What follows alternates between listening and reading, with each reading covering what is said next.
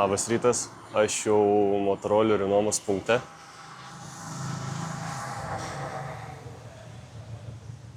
Tai pasiemu pirdą ir varom žiūrėti šventyklų. Pasimsiu va šitą pirdą, tą baltą. Už vieną dieną sumokėsiu $10. Nu, taip, bet nėra kito pasirinkimo.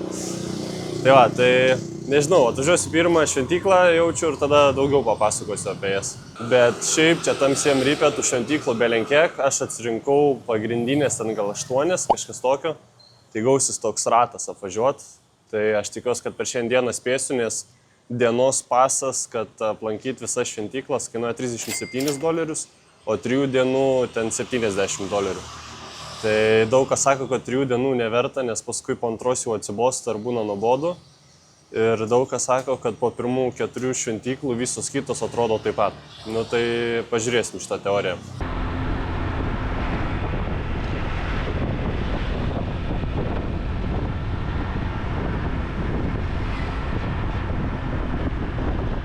Pradėsiu nuo pagrindinės ir didžiausios šventyklos, tai Angkor Wat, jeigu teisingai ištariau.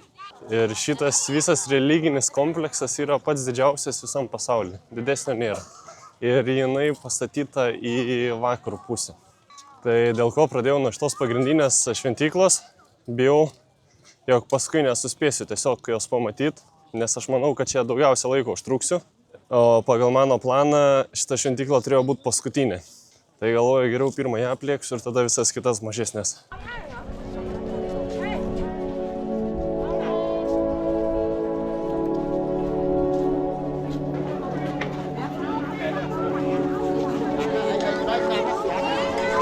Kur bežionės, ten ir krūva turistų.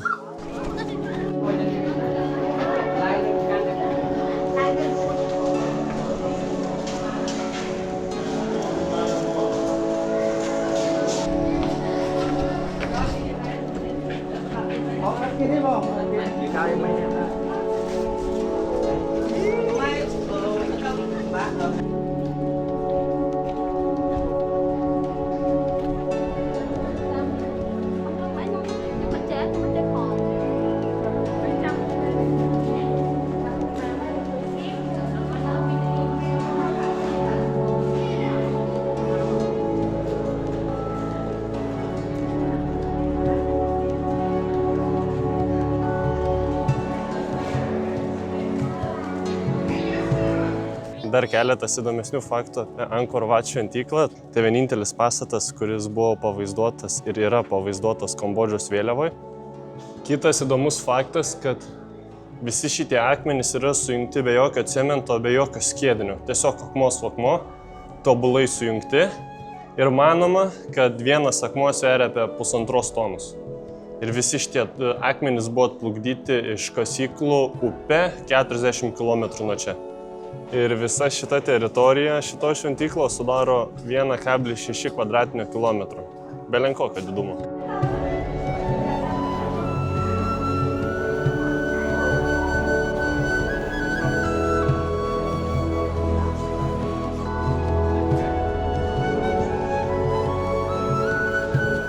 Tai va, visa šita siena, jeigu įsižiūrėjus, čia labai daug visokių detalių yra. Jinai yra 48,5 metrų ilgio ir ant jos yra pavaizduotas vienas ten iš žymesnių mūšių, kuris įvyko. Nugirdau iš gido, kad, žodžiu, čia tas mūšis buvo tarp 2 pusbrolių ir tas mūšis truko 18 dienų. Čia dabar atėjau prie dar vienos sienos, tai jinai yra dabar 94 metrų ilgio ir čia pavaizduotas armijos paradas, kažkaip taip jo.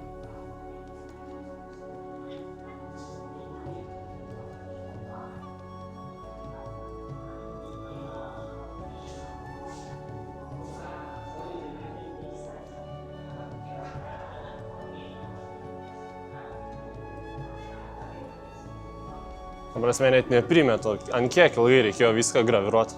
94 metrus ir iki tokių detalių.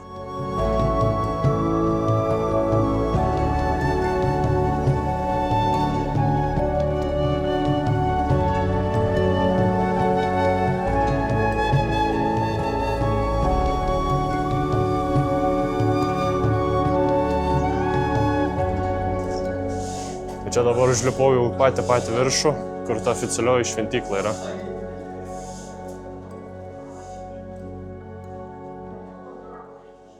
Dar vienas įdomus faktas, kad senovėje jie taip tos bokštus pastatė, kad kai saulė kyla lygiadieniais, jinai kyla lygiai tarp dviejų bokštų. Belen kokia eilė išeit.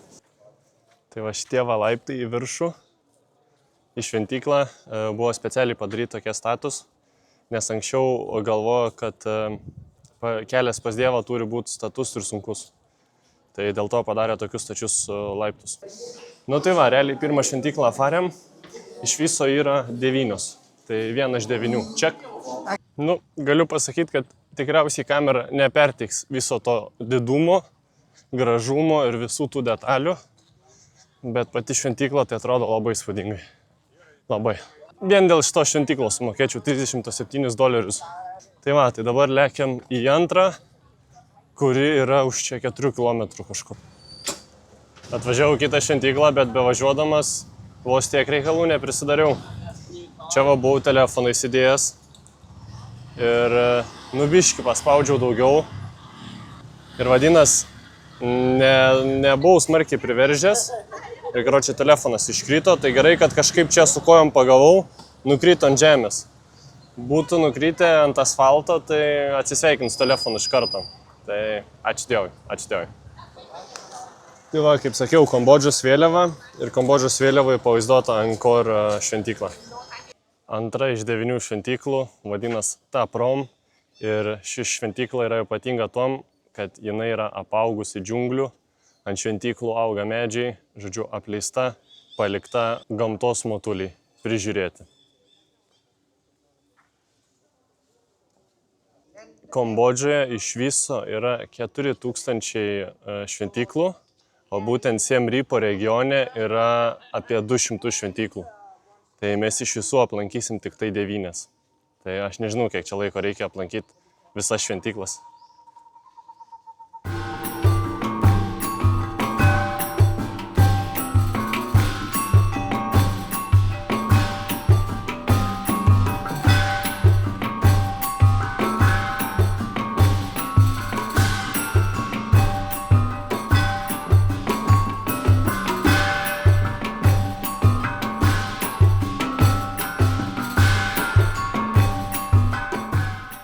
Labai keistas jausmas čia vaikščiot. Dar kai žinai, kad čia filmas buvo filmuotas ir aš tos filmus visus mačiau. Ir šiaip čia įėjau va į šitą patalpą. Net kvapas kažkoks toks lygęs šventyklų kvapas. Tai labai įdomu. Man atrodo, šita šventykla man labiau patinka negu Angkor. Nes ten labai daug turistų, labai perpildyta. Čia tarp džiunglių toks kitoks vaibas visas net. Labai gražu ir labai įdomu. Ir ta prasme, čia medžių didumas, storumas, tai nežinau, jaučiu kamera net neperteikia to dydžio.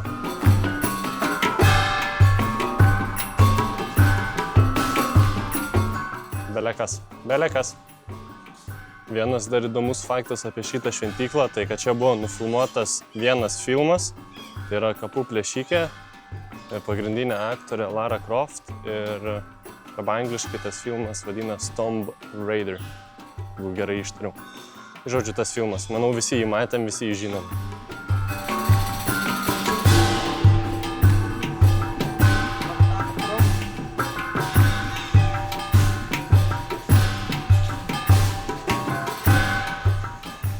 Matau, kad tikriausiai nespėsiu visų 9 šventyklų apvaryt, nes dabar baigiau tik tai antrą apžiūrėto, jau yra pusė 1 dienos. O realiai lankytinas laikas yra iki 5, iki pusė 6, kada pradeda tempt. Tai nežinau, aišku, čia buvo pirmas pagrindinės, kur daugiausia laiko reikia. Kitos ten tokios atsirinkau labiau mažiau žinomas ir netokias ypatingas, tai nežinau, gal jas tiesiog praleisiu tada. Žodžiu, važiuom į 3 ir žiūrėsim pagal situaciją. Atvažiavau į 3 iš 9 šventyklų, jinai vadinasi Prerup, išvertus reiškia pasukti kūną. Tuo metu ši šventykla buvo oficiali imperijos šventykla ir jin buvo skirta hinduistų dievui Šivai. Kadangi daug laiko neturiu, tai užeinam, greitai pasižiūrim, ir varom į 4. Šitokių plytų smiltainių buvo statomos jos. Nu, žinokit, lipu pas Dievą. Nes labai status ir sunkus laiptai. Tai lipu pas Dievą, žinokit.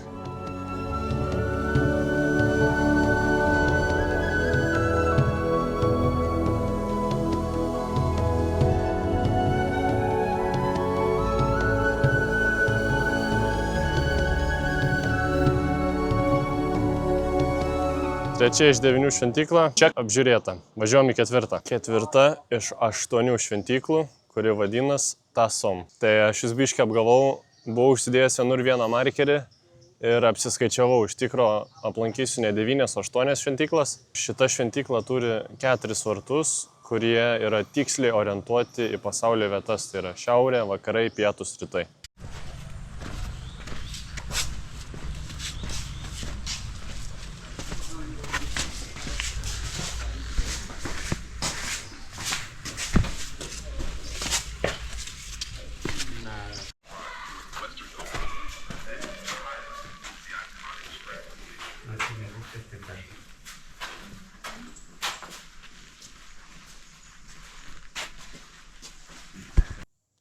Nusprendžiau čia apeiti aplink tą šventyklą palei sieną, tai vaikščiau tokiu takeliu ir žiūriu, kad belenkiek čia kažkokių skrūžių, kažko.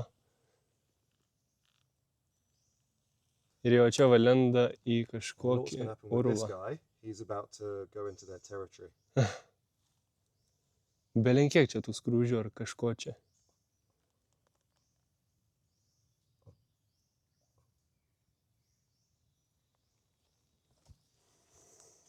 Geras. Ta prasme, ten jeigu tyliai pabūni, tai tu net girdi, kaip ten visi jie... Voratinklis. Girdi, kaip jie ten visos tos skrūzės, kad ir kas ten bebūtų vaikšto. Ir priejau sprendimo, kad ten yra ne skrūzdės, o termitai. Nes kažkaip nepanašu į skrūzdę. Ir jų urvas yra į medį ir mačiau daug ten tų termitų aplipusių aplink šakelę, vieną valgo ten ją kažkokią. Tai tikėtina, kad ten termitai. Tiesą pasakius, tai neplanavau čia po tos džiunglės vaikščiot. Atvažiavau į 5 šventyklą iš 8. Šita šventykla vadinas Nikpon.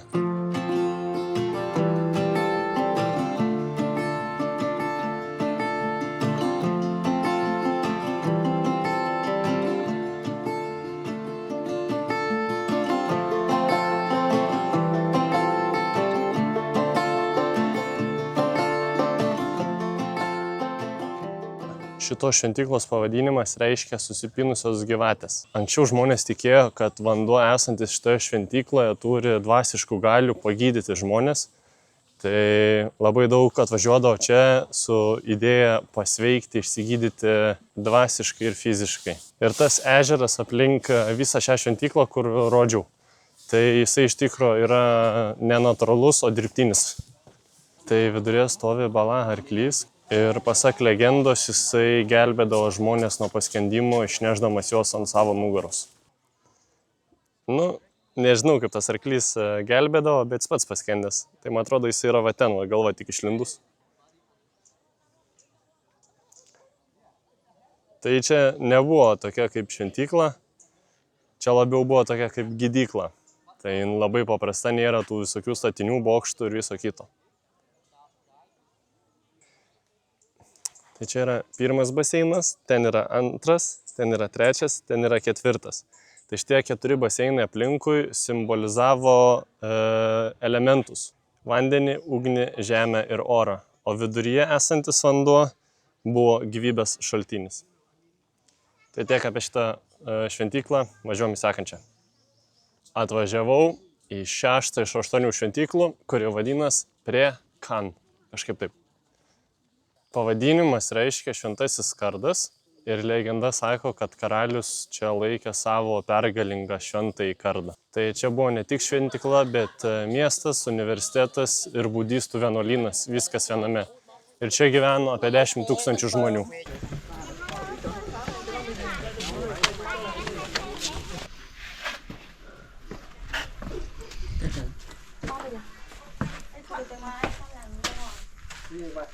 Mấy cái thịt đây nè. Đây nhỉ? Thôi cái này liền.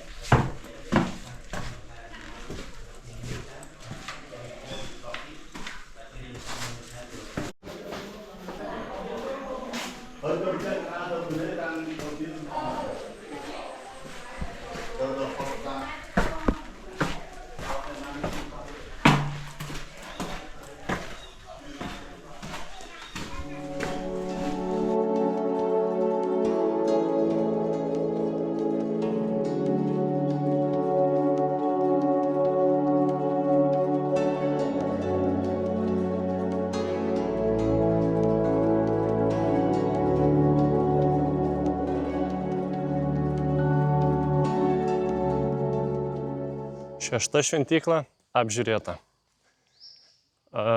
Važiuojam dabar į 7, jin čia irgi netoli už kampo ir paskutinė irgi bus netoli. Gal teks sugrįžti vieną iš pirmųjų šventyklų ir pažiūrėti saulėlydį, nes labai išgiedrėjo dangus. Tai turėtų būti geras saulėlydis šiandien. 7 iš 8 šventyklų ir šita vadinas Bejon.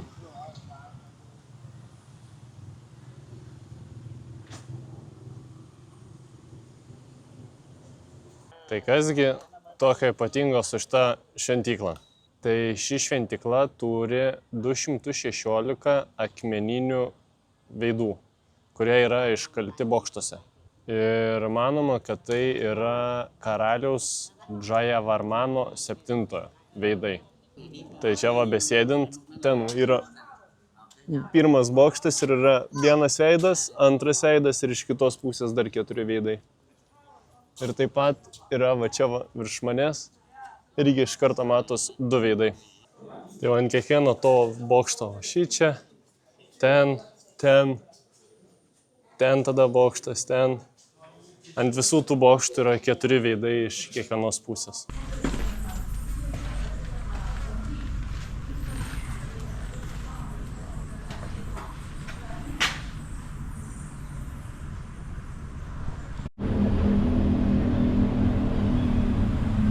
Čia vėl ant sienos piešinys su karu susijęs. Čia matos kareiviai. Tada dramblys. Ant dramblio vienas su ietim.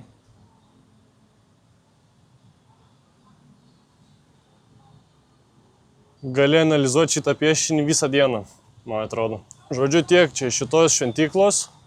Jau biškį mane laikas spaudžia, nes toj saulėlydis prasidės. Nežinau. Lėkiu iki kitos paskutinės šventyklos, pasižiūrėsiu iš toli, ar ten verta eit.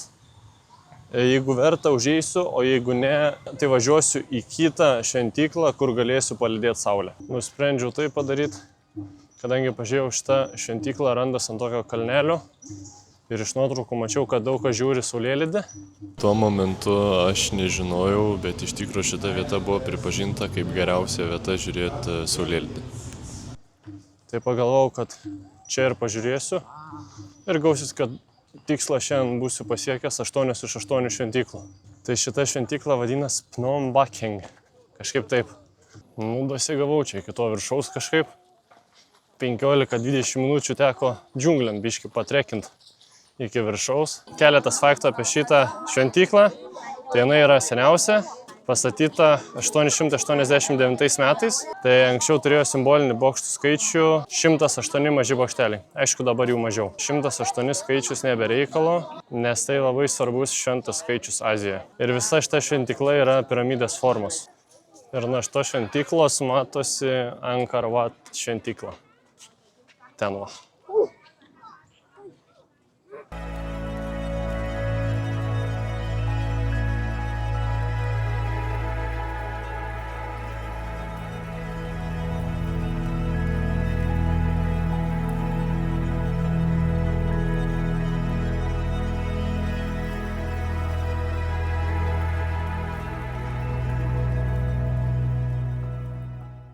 Grįžtant prie video pradžios, kur pasakau kitų žmonių nuomonę, visą iškeltą jų teoriją, tai neigiu visą tai ir labai gailiuos, kad nenusipirkau 3 dienų paso iš šventyklas, nes realiai į Siem Reapą atvažiuoji vien tik dėl tų šventyklų, aš jas pravariau per vieną dieną ir daugiau kitų nepamačiau. Nėra jos visos vienodos. Aš pravariau tas visas 8 šventyklas. Panašumų taip yra, bet tikrai ne vienodos, jos visos labai skirias, turi skirtingas istorijas ir tikrai verta imti 3 dienų pasą ir pralėkti daugiau tų šventyklų, nes daugiau ten Siem Reap'e apart šventyklų nelabai ką rasi. Aš šiek tiek prasišoviau, gailiuos dabar, kad nepasiėmiau 3 dienų, bet yra kaip yra, vadinas bus proga sugrįžti. Dar galiu pasakyti, kad kamera tikrai to neperteikia, montavau video, žiūriu, viskas atrodo visiškai kitaip negu realybėj. Aš ir pats nelabai galiu žodžiais apibūdinti visų tų šventyklų ir viso to įspūdžio. Man asmeniškai labai patiko, paliko didžiulį įspūdį, vienas iš kelionės highlightų tikrai. Ten tiesiog nuvažiavus visos tos džiunglės, karštis, šiluma, saulė, akmenis, šventyklos, viskas susideda į vieną ir padaro labai tokią šventą, stebuklingą atmosferą, kuri padaro tų šventyklų apžiūrėjimą 10 kartų įdomesnį ir geresnį. Aš vakar jau atskridau į Tailandą, tai sekantis video bus jau iš Bankoko. Čia būsiu 6 dienas ir paskui skrydis laukia į Laosą. Aš tikiuosi, jums patiko šventyklos, video buvo įdomus. Jeigu patiko šitas video, užsiprenumeruok mano kanalą, uždėk tą laiką, parašyk kokį komentarą ir susitiksim kituose video.